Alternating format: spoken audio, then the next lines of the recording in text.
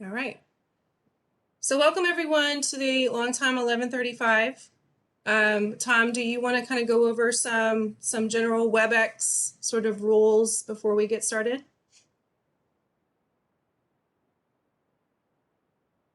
Sure. I guess the biggest thing is just please identify yourself in the chat if you haven't already done so, and your affiliation or your interest in this project. That would be great for us to be able to kind of understand where people are coming from. And then there are some notes in these first slides that on how to work WebEx. You can always send me a message or just ask in the chat, and then I can try and reach out and help if anybody needs that. And then also just try and be on mute unless you have a question at the end. That way we don't pick up any background noise or are interrupted by a dog, like for instance in my case, or children running around. That would be super helpful. And that's all I really have. Okay, thanks.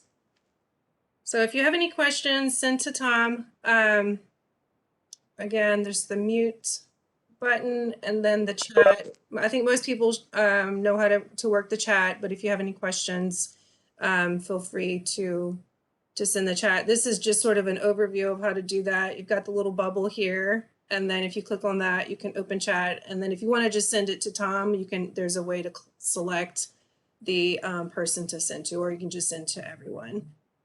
So this will come in useful when we get to the Q&A section of the meeting. But with that, I will go ahead and turn it over to Sarah Knowles. Thanks, Kat, and welcome everyone to this public scoping meeting for the Long Tom River Ecosystem Restoration Project. This slide here shows two photos. The top one is the drop structure at the City of Monroe, and that's what we'll be focused on discussing today. And that bottom photo is also part of the project, and that's a disconnected historic channel that we will hope to address as part of this project. Next slide. Okay, so this afternoon we will start by introducing the team and discussing roles of participants. But before I get too much farther into the agenda, I'd like to provide an opportunity for opening remarks. So I will turn it over to Mr. Eric Peterson to kick us off. Hey, good afternoon, everyone. I am really glad that you're here. I'm sorry that we have to do this virtually, but in some ways, this does facilitate access by people who might not be able to make a meeting in person. In any event, thanks for making time to be here. The Long Tom River is a vital watershed. You know, it's been and is a working landscape supporting human life and livelihoods from time immemorial. It's changed a lot over time. It was changed by indigenous people through fire. It was changed through European settlement, agriculture, and development. It has changed as the federal government put measures in place to manage flood risk as part of a bigger system in the Willamette. And it remains an important and productive area for people living, working, and playing, and remains important to indigenous people. Our goal is to restore habitat and fish passage along the Long Tom River at Monroe. To manage flood risks, the lower Long Tom below Fern Ridge was channelized. It was changed significantly after construction of Fern Ridge Dam. A drop structure, or low-head weir dam at Monroe, provides grade control and pools water for the city water system intake. This structure blocks fish passage, and this project is evaluating alternatives to restore habitat and passage to help return integrity and productivity and connectivity to this stretch of the lower Long Tom. We need your feedback. We have choices ahead that involve trade-offs around alternatives, and we need to inform decisions around those choices with your feedback and your participation. Your voice matters, and I am glad that you're here. Project sponsors in the Corps recognize that the Long Tom River serves many purposes, and we respect the diverse range of interests in the Long Tom, its history, its evolution, and the utility of its landscape. And if possible, we want to make things better. We're striving to minimize negative impacts to Long Tom River users, respecting all interests. We want to understand potential benefits and the consequences of any actions considered. We want to collaborate, daylight advantages and disadvantages around alternatives, and make good decisions around changes to be made.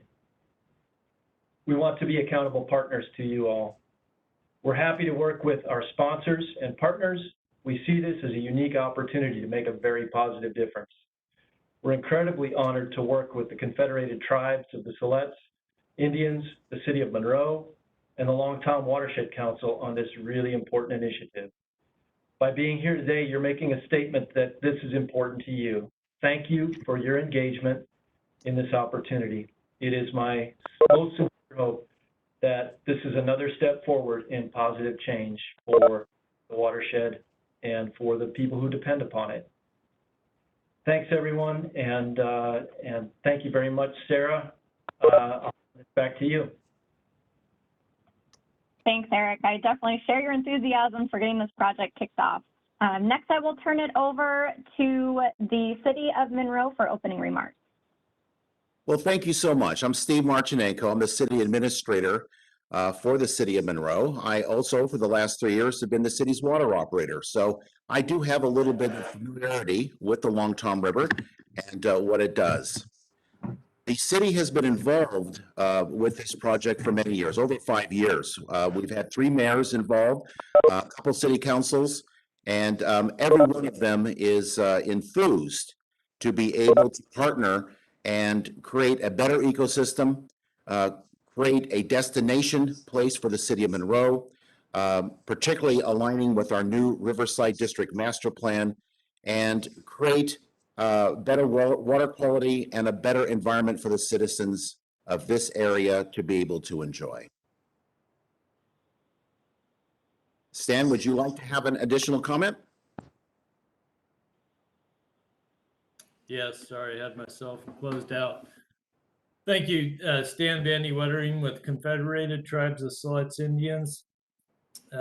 What we usually try to state in a process like this or help the public understand is why the Confederated Tribes of Siletz Indians are involved. Most folks out there in the broader public domain refer to us as the Siletz tribe. As most of you know, the Siletz is a river located on our central coastal area.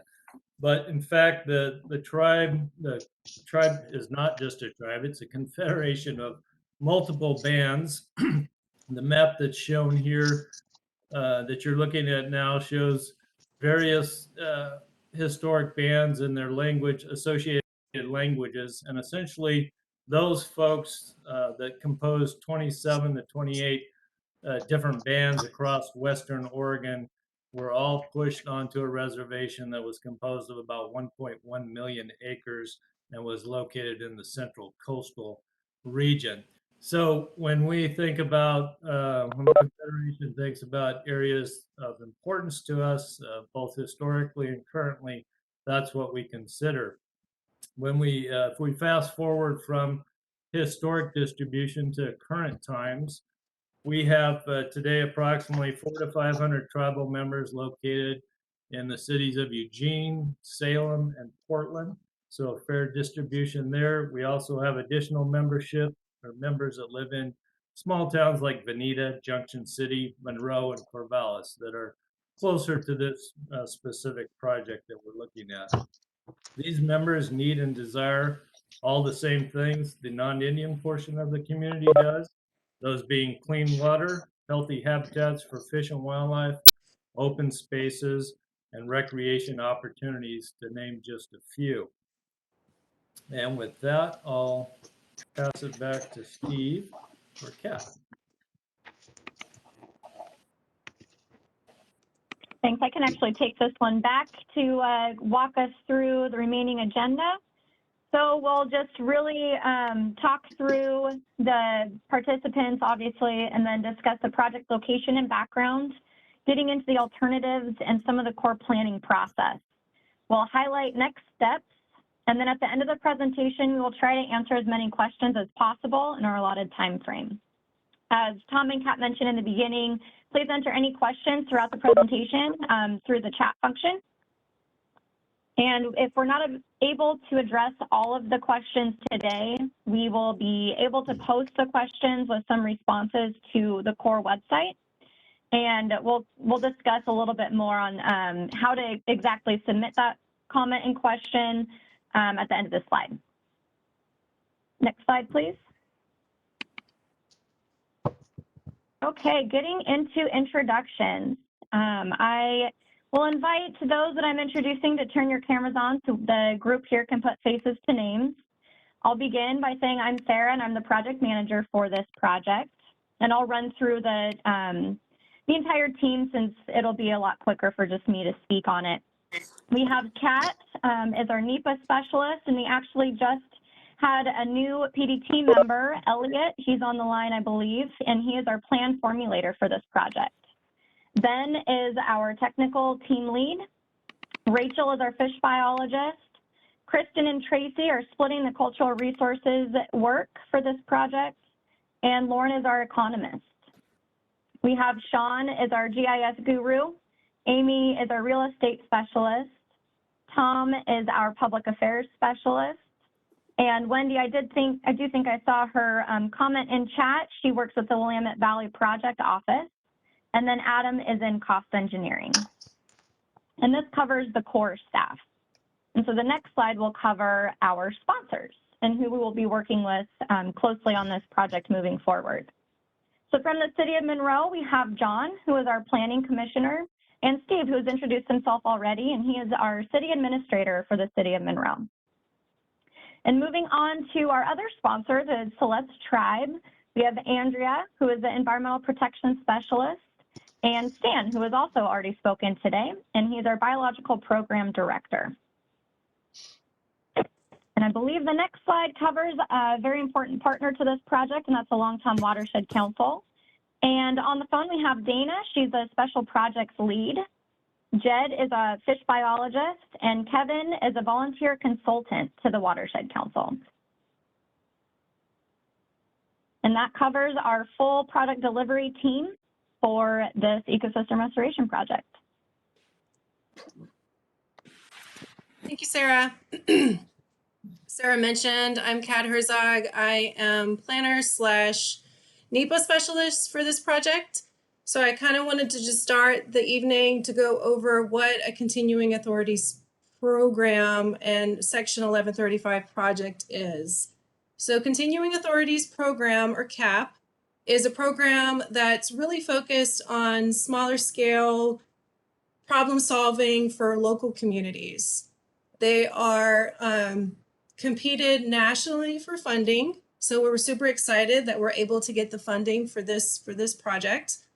And there's a list of different projects that can kind of fall under the CAP program, from anything from small flood risk to ecosystem restoration, like we're talking about today, to navigation.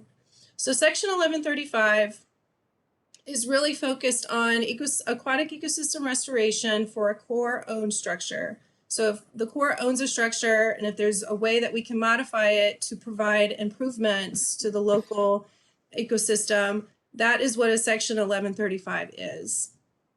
So there's some limitations with the CAP program. Like I said, it's a little smaller scale. So project limit is 10 million. That includes construction.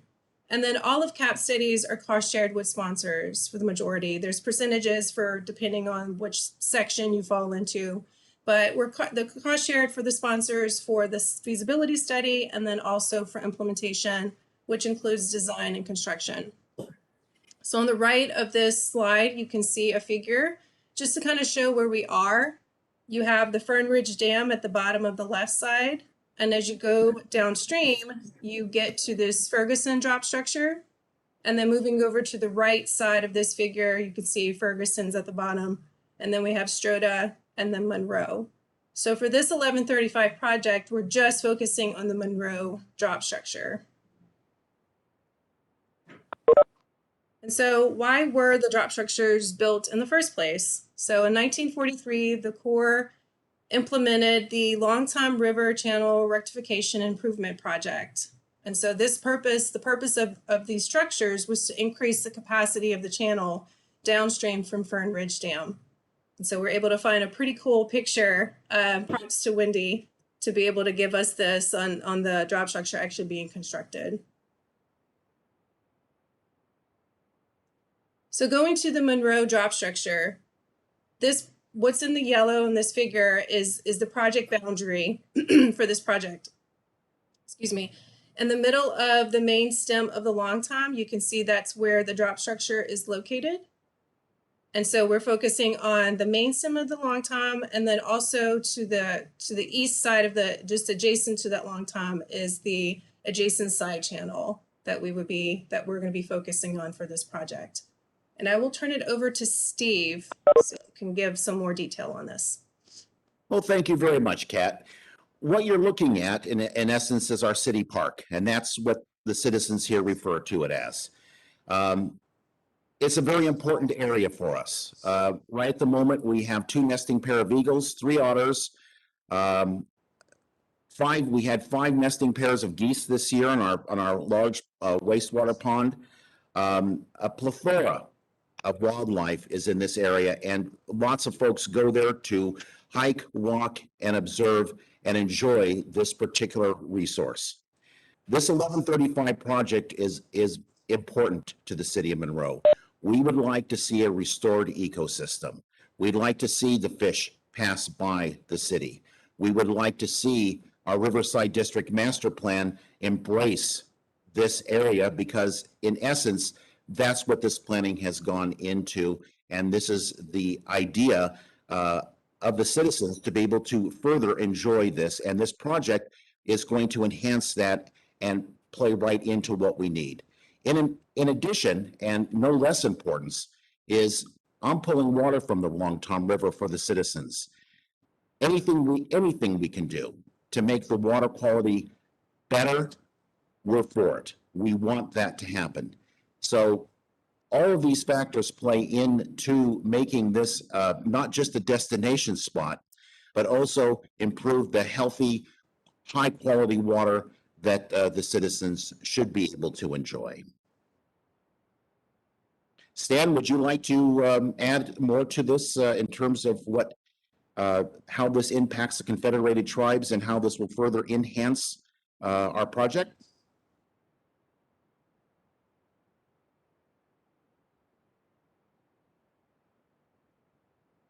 My apologies, getting slow on the trigger there with the on-off button. Yeah, so I'd be happy to chat or comment a little bit about the importance of the river habitat to fish. So the river, the Watershed Council has worked on looking at habitat and distribution of fish and whatnot in the past. They've been able to recognize Chinook, lamprey, eels, cutthroat trout as a few of the more common species found in the river, and the same species the partners recognize as being negatively affected by the drop structure and it being a barrier to migration. Why should the partners care, or why do the partners care? Even though most folks view the river as muddy and slow-moving water during the spring and summer seasons when people are out and about, the river offers key habitats required by all our native fishes.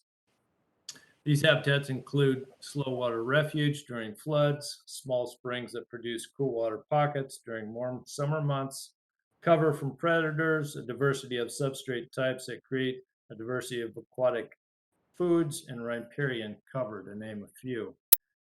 These beneficial habitats have been greatly reduced during the last 100 years, but are still the focus of the partnership when considering benefits this process could bring to native fishes. All the partners would like to see increased opportunities for the public to interact with and recreate on the river, and right now that is a bit challenging at times when considering the defined project area, i.e. the City of Monroe. And I'll leave it at that. Well, thank you, Stan. I'll just draw attention to the pictures of the dam or the drop structure. In the right-hand picture, you'll see what really is a slough. It's a concrete structure at the far end. This has served many purposes over the years. This used to be where the original Wilhelm bow wheel used to be. Later, there's a turbine wheel that was placed in there to produce electricity. The structure itself was lower and it's been raised. All of these actions are because the city and the citizens and the community have demanded different things from this river at different times. And this is no different than what we're trying to do today, is to recognize that the river is a resource to us, perhaps in ways not to produce work like turn a wheel, but as part of the ecological system that we're all part of. And it's fish restoration, it's the ecology of the region, it's better water quality. And so this drop structure, once again, is playing a part in the future of our region and our area.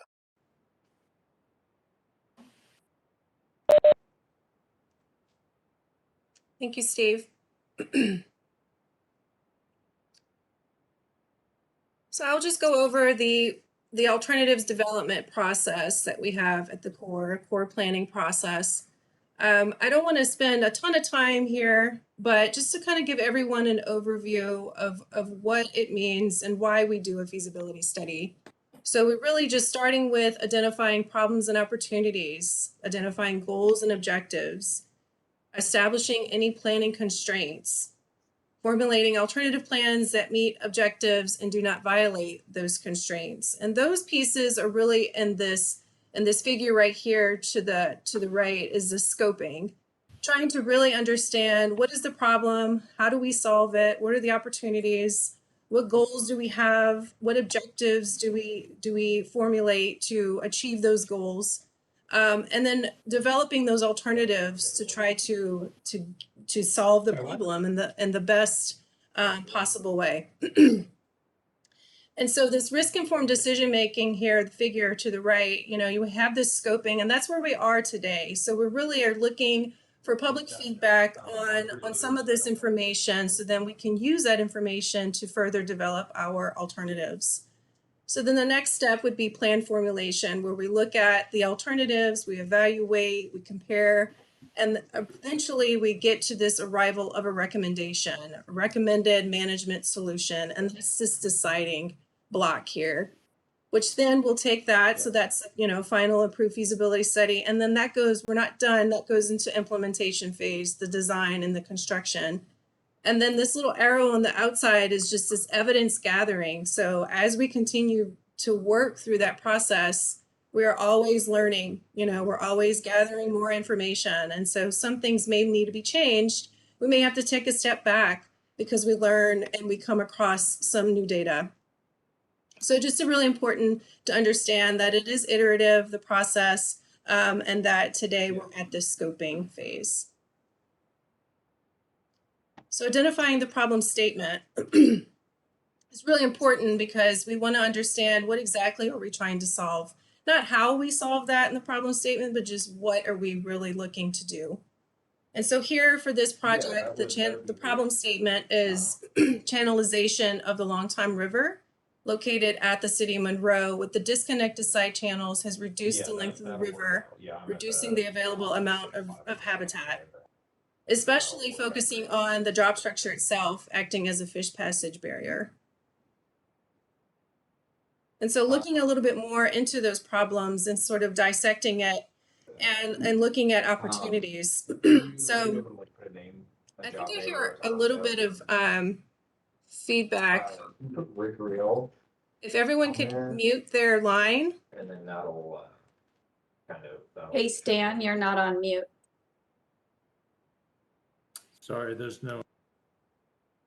Okay, thank you. So really focusing on the unsafe conditions. Not a huge rush, just. Actually, you know what? I think I can go ahead and mute all.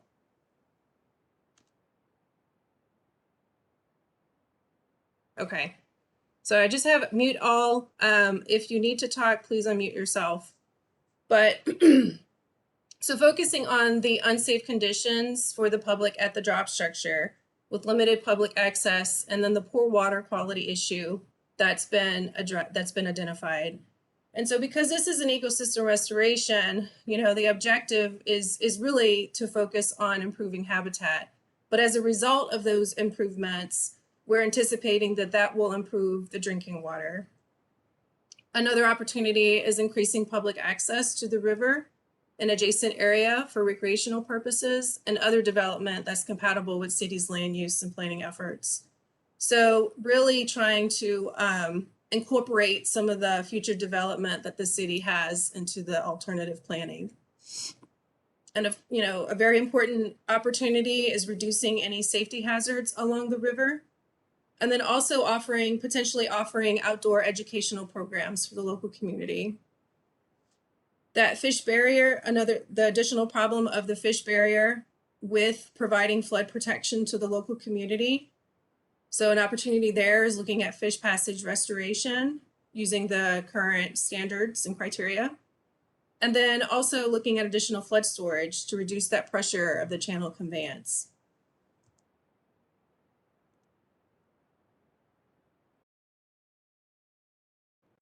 And the habitat value that's there, the disconnected off-channel segments. So really looking at restoring any sort of wetland and riparian habitat, the floodplain reconnection, channel restoration and in-stream habitat improvements, and then reconnecting off-channel segment to enhance that in-stream riparian habitat. So then taking that information and then putting it into some goals and objectives, which will be really important and is sort of the basis for our alternative evaluation. So there's 2 goals, and they're not numbered with any sort of priority. It's just the way that they were drafted. Goal number 1 is focusing on the habitat piece. So looking at improving year-round, an objective is looking at improving year-round aquatic habitat diversity associated with in-stream features. And then another objective is reconnecting and restoring the historic disconnected channel segments to promote more of a natural hydrologic regime. And then restoring adjacent riparian and wetland habitat. And then goal number 2 is focusing on the fish passage piece. So improving the fish passage at the control structure, maintaining that channel conveyance, and then restoring the side and main channels hydrodynamic, sediment transport, and geomorphic processes to sustain that long-term fish passage. So something that I talked about a little bit was constraints, looking at sort of those limitations and some sidebars that we have on the things that we cannot violate. So we have constraints and then we have considerations. So constraints are the things that we cannot violate. Considerations are things that we can work through. Maybe it has a challenge to the project, but it's stuff that we consider and we can work through. But the 2 constraints for this project are the flood risk management. So all modifications will not increase flood risk. And then also the drinking water supply. All modifications will not negatively impact the city's drinking water supply. And then the intake volume requires the 350 gallons per minute per 24-hour period. And that's some information that Steve was able to provide.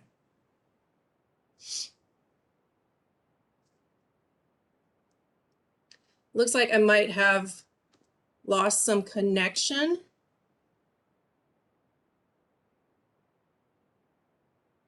You did temporarily, but you're back now.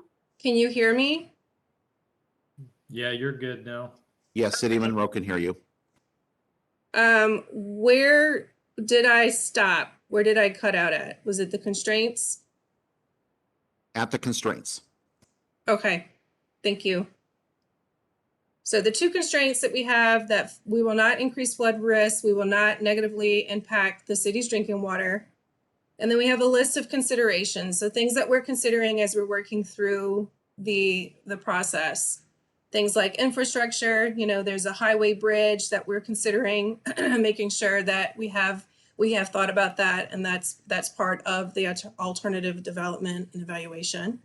Real estate, we have limitations on how much lands we can acquire under ecosystem restoration, so that's definitely part of the process. FEMA floodway and floodplain, not increasing flooding. HTRW, hazard toxic radioactive waste. So any sediments that have pollutants, we have to make sure that we're considering. Wetlands and Endangered Species Act, cultural resources, making sure we're in compliance with all those laws. social impacts, whether it be benefits or impacts, you know, making sure that we have accounted for those in the process as well. Long-term operations and maintenance, or O&M. So, you know, what is required to sustain this project long-term? Is it going to be very costly to have this certain feature go for 50 years? You know, those are the things that we definitely want to consider. And a piece of that is the sponsor costs and preference, really making sure that we listen and have the sponsors' involvement in the feasibility study, so that way we have a really good alternative that can be sustained long-term. So again, just real quick, wanted to go back to the alternative formulation. This is that risk-informed decision-making diagram that I went over before, but just kind of to discuss a little bit of measures. And so, you know, we've talked about the problems and opportunities, goals and objectives, constraints and considerations, and all of those pieces coming together. You know, those are the ideas on what we think is needed at this area. The measures are the actual actions that would be constructed to solve the problem. So we have these little triangles at the bottom of the different measures, and then those are then combined. We establish relationships. There's maybe some dependencies that we identify. Those are combined to produce alternatives. And then from those alternatives, we do additional analysis to see if the alternatives should be further evaluated, or if it's something that needs to be screened and eliminated from further evaluation. Some of that screening could be that it's not enough, we don't have enough ecosystem benefits for the cost. So, you know, or that we have too many environmental impacts, or maybe there's a negative impact, maybe it violates one of the constraints. So that's sort of part of the screening process. And all of that to lead to the selected plan. So that's what we're trying to get to, is that decision on what is the selected plan. You may hear it referred to as preferred alternative or recommendation or tentatively selected plan, but it's what we're selecting, what we're deciding to do at this area as a result of the feasibility study. So putting this into a little table to make sure that people kind of follow, you know, the different goals we have with the objectives, and then the measures, the actions that we're taking. And the next slide will show the visual on this, but just to kind of go over real quick some of the measures.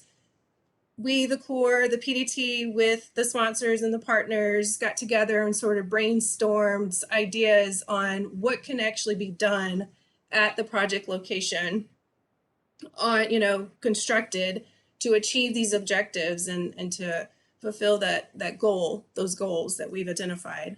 And so some of the things that we've come up with to today is augmented in-stream substrate, enhanced riparian habitat for shading, year-round connection. An example of that is rehabbing the culverts to the side channel, enhance in-stream vegetation in main and side channels. Example of that is adding substrate, excavation and placement, or active plantings. Restoring wetland habitat in the side channels, and that's the connection, again, excavation and placement, and then active plantings. And that's for the habitat goal. For the fish passage goal, we have,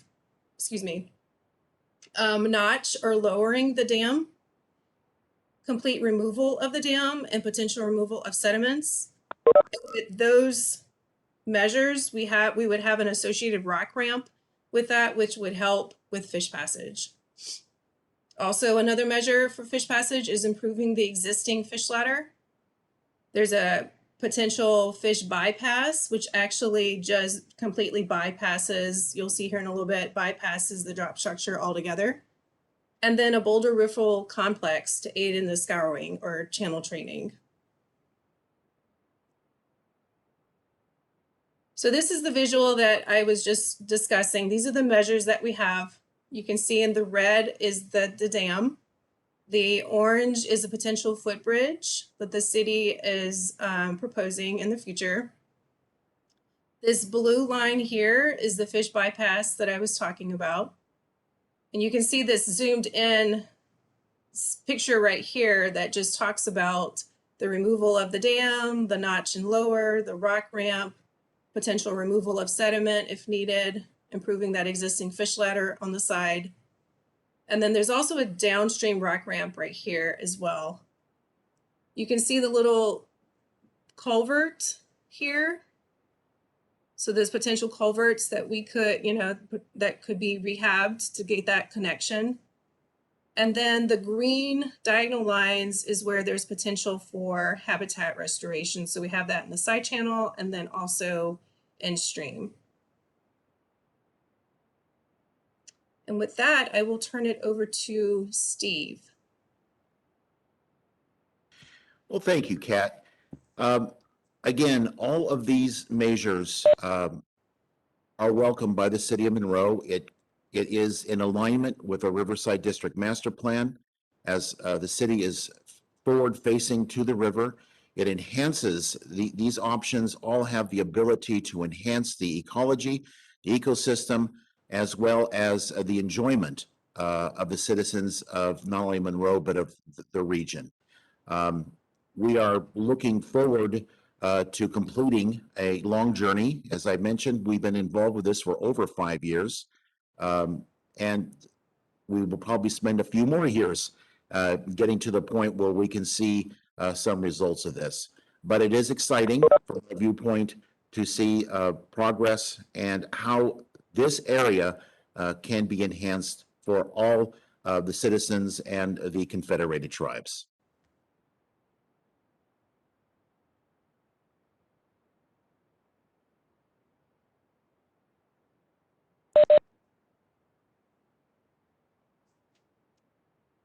Sarah, are you on? Do you want to go through the comment process? Yes, thank you. Can you hear me okay? Yeah, I can hear you. You're good. Okay, perfect. Okay, so I understand we've covered a lot of material already. So I think, the next step is how to submit comments. There are several ways here to submit. The first is just sending us a letter. It's important to include the attention for Kat or myself. That way it gets to the right people so we can, sift through everything and be able to address the comments and questions. We also have a team email that's listed here, and a good portion of our team has access to that. So any comments or questions that come in through that will make it to a handful of people for resolution. And then we also have this GIS platform. It is a way we can obtain comments from the public in a georeferenced manner. And I will now turn it over to Sean to kind of walk us through the GIS platform a little bit more in detail. Thanks, Sarah. Yeah, so we've made available for public input this GIS application. The website is at the top. We'll make sure that everybody has the website in order to be able to access it. It's a really simple application. It will allow you to go in and either add a point, a line, or draw a polygon if you want, just by clicking on that new feature on the upper left there. And there are detailed descriptions and instructions down below under the instructions tab. So that'll kind of walk you through step by step. As soon as you add these comments, it'll pop up a box asking you for a description of your comment, and then it'll prompt you for your personal contact information if you want to provide it. You can just provide the comment. You do not have to provide your contact information if you do not want to be contacted regarding it. But if you have any questions, again, feel free to reach out to that email, and we'll make sure that you get access and everything works for you. Thanks, Sarah.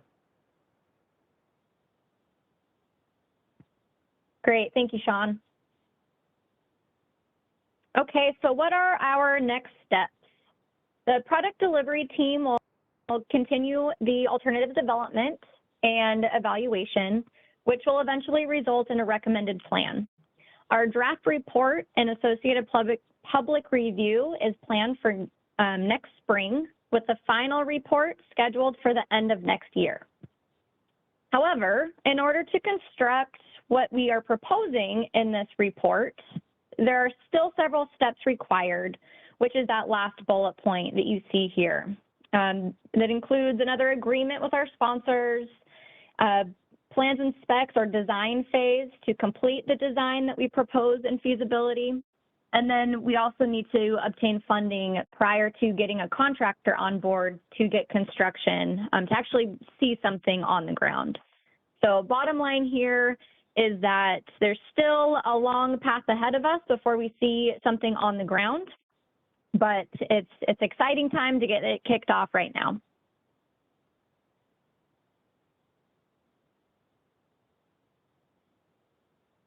Okay, and here we are with a couple of websites I mentioned earlier in the presentation.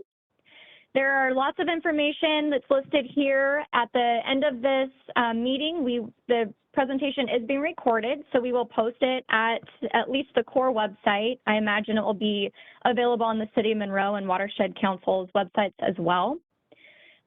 We will also be able to provide any, there's additional information on the Fern Ridge website for the core. And like I said, this will all be posted with any additional questions that we received in chat today.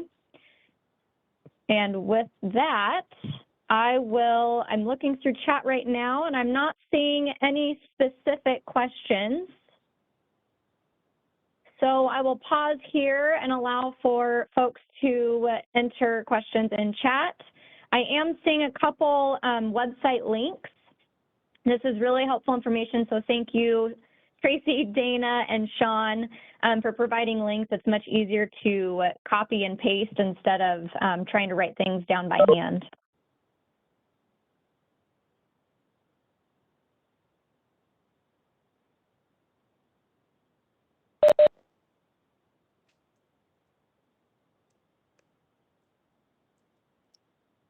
If there are no questions tonight, maybe folks need some time to kind of digest, but there's also the email here, so we can always follow up that way as well. Hey, Kat, we're getting a couple questions in the chat.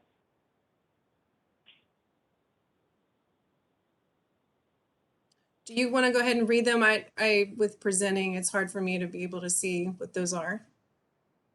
Sure. So the first one is this structure currently providing irrigation, water storage, flood control, or power generation? The control structure is not. I can give the floor to Wendy if you want to provide a little bit. Is not providing hydro, but if Wendy wants to provide some more information on that. Or someone Sure. else. Can you hear me okay? Oh, yeah, you're good. Okay. So you are correct. It is primarily a flood control part of the flood control system. So Fern Ridge Dam is the main part of that system, and it's going to hold back the floodwaters. When the water leaves Fern Ridge Dam, it has that 20-some mile route that it has to travel down to the confluence with the Willamette River. And so there's a series of drop structures and other stabilizers that slow the flow of the water as it goes down in elevation from the dam to the river. So that is the primary purpose right now of that drop structure at Monroe. There is no power generation. There are a number of water withdrawal permits for the Bureau of Reclamation for irrigation, but those are throughout the entire Long Tom River. It is not necessarily right there at the Monroe drop structure in the project area. I will add that the City of Monroe's water intake is behind this. However, in terms of storage, the water intake is approximately 10 inches below the height of the dam. So it's very minimal. It's not as though we put our water intake several feet below. It's really at just below low level surface of the water during summertime.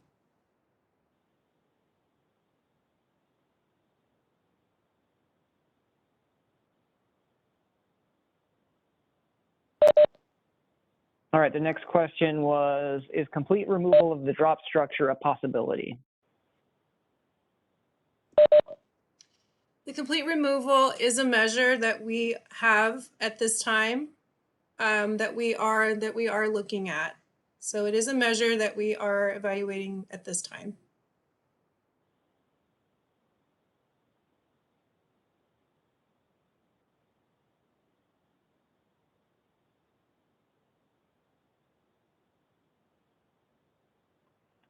Sorry, all right. Eric was asking, what is the typical time frame for completion of an 1135 project?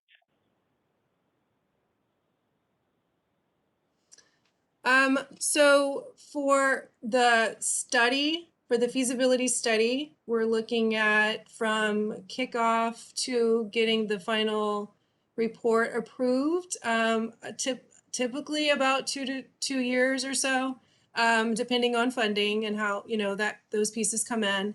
And then for the other pieces, Sarah, do you want to talk about the implementation phase and then the construction for the entire rest of the project?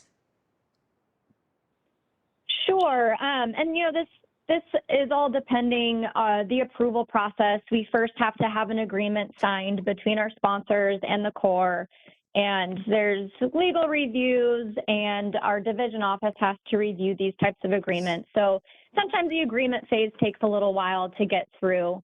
But typically what we see for plans and specs into a construction contract award is anywhere from 1.5 to 2 years, I would expect. And then construction itself, the time frame would greatly depend on what alternative is selected.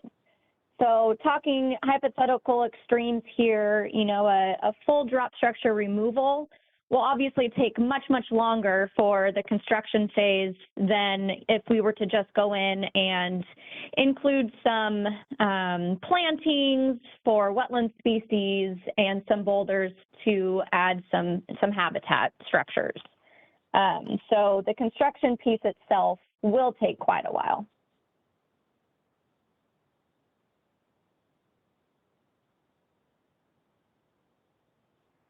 All right, do we know at this point of any impact to river flow downstream about 2 miles? What's the next question? Ben, are you on? Is there any way that you can try to answer that one?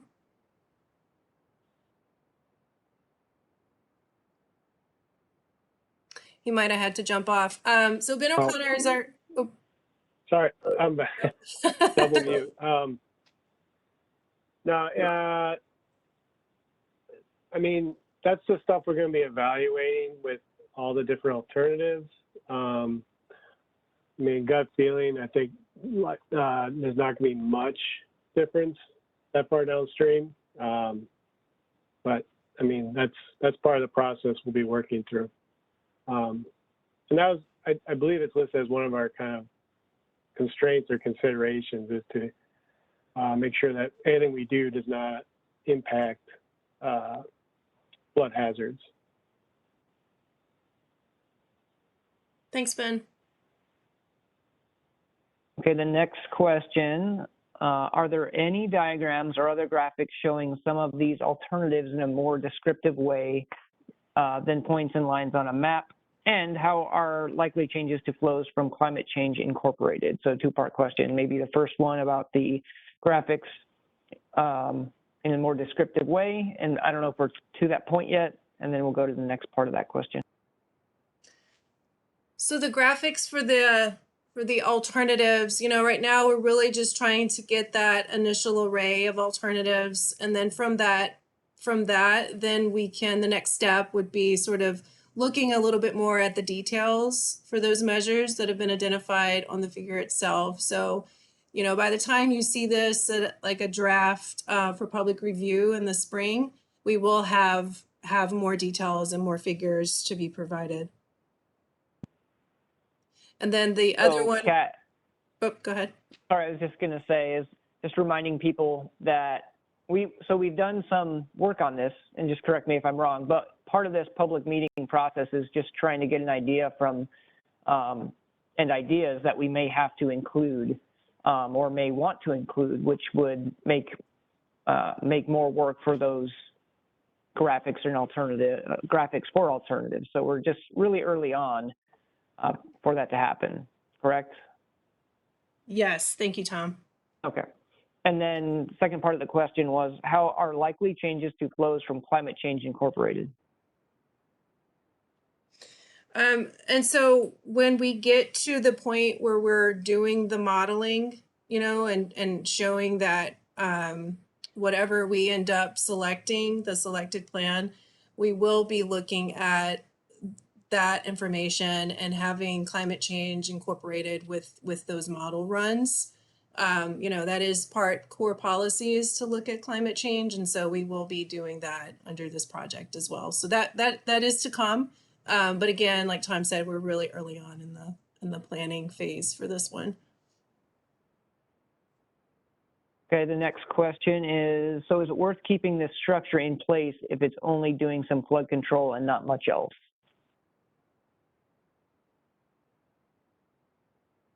I mean, that's a good question. You know, and I think that's why we're here. That's why we have the study is to look at that in more detail and to see, you know, can we do channel conveyance? Can we still keep doing that and potentially modify the control structure? So yeah, great question.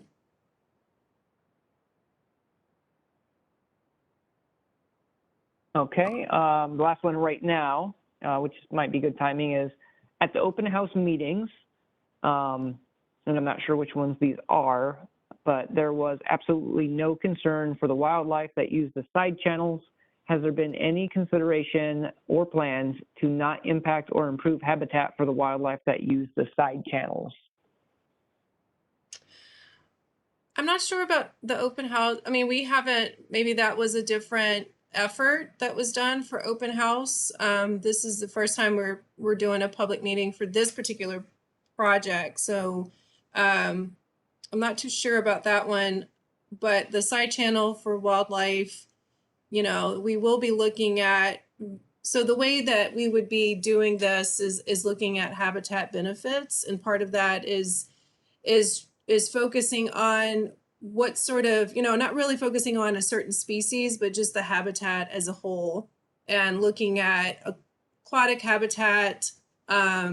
Is there a way that we can improve that with this project and try to quantify some of those benefits? So there's some models that are used to do that. And so that will be part of the analysis, is looking at the habitat benefits, you know, to look at the habitat, again, like in general, not just for specific species. I hope that answers the question.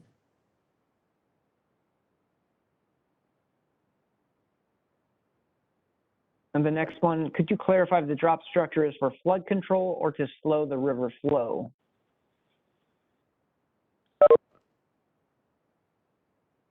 Kat, this is Wendy again. I can answer that. So it is to slow the river flow. The entire river conveyance is part of the overall flood control project, that is the Fern Ridge project and the Long Tom River. But the drop structure itself, it's not there in place to stop the Monroe Bank, you know, from overflow into the town of Monroe. That drop structure is to slow the river flow. The overall system is a flood control system. I hope that helps.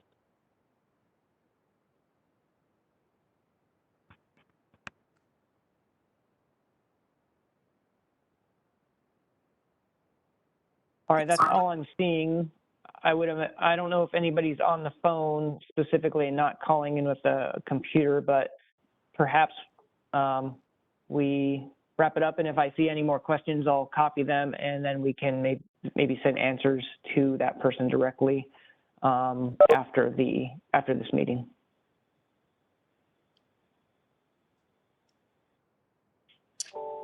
Thank you. I will keep the line open until 5 in case we have any more questions coming through. But I appreciate everyone joining this evening. Yeah, we do have one more right now, so I'm sure people can drop off or do that, what they need to do. But will there be similar issues with the Strota and Ferguson structures? That is not something that I can say at this time. You know, it's again the cap under the cap program. It's something that's funds are competed for nationally. So, you know, we're very happy to get the funding for this project. But the way the process works is, you know, the Corps receives a letter of interest from a local potential sponsor.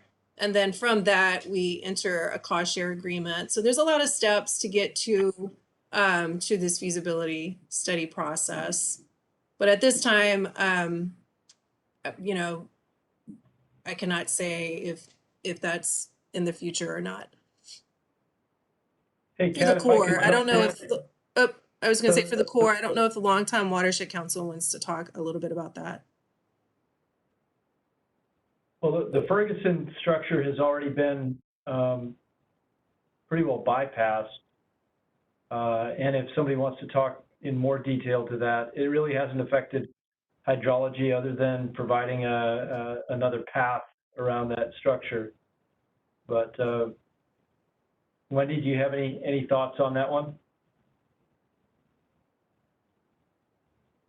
Or anyone from the Long Tom Watershed Council?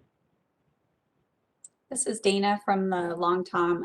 That's definitely on our radar and is in the Long Tom River Habitat Plan. And we are talking with partners about that. Eventuality is just seeing what we can do with those structures. Like Eric said, there's a fairly functional bypass around the Ferguson drop structure. And then at Strota, there's a design that could improve fish passage there. So it would warrant a bit more study and conversation first. And we're just really thankful for the broader partnership because I think we'll just kind of address each in turn.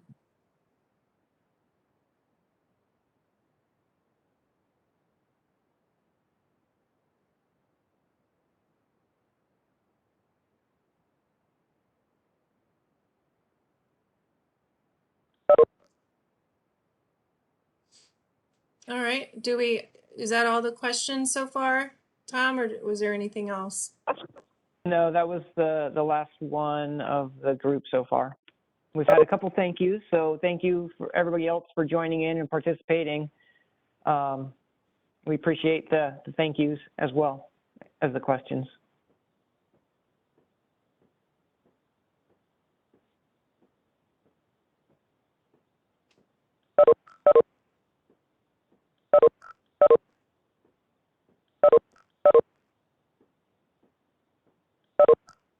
All right, well, people are already dropping off. I'd just like to say thank you as well. It was a great meeting, and we look forward to seeing your comments. Thanks everyone.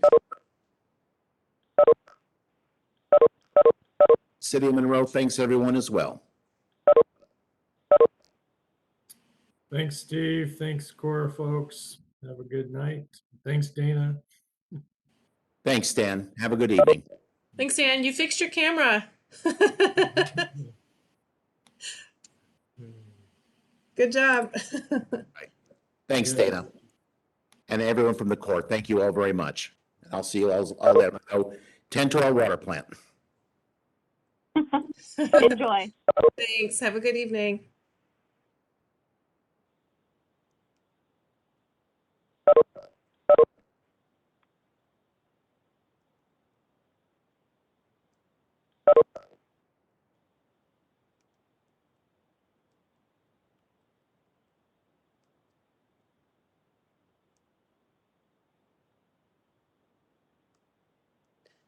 So do you have all the comments and stuff? Do you need me to keep this open any longer? I don't believe so. I did just, so I copied all the questions into our communications plan so that we can have that just for reference for past stuff and for anybody else to refine any answers. And then did just copy all of the just comments in general with people's names, and I'll save that and I can send that to the group. So we have somewhat of a record of who attended based off of who commented and their affiliation. Okay, perfect. But I think we're good to go ahead and close it down. All right. Yeah. Thanks again. Yeah, thanks everyone. Have a great evening.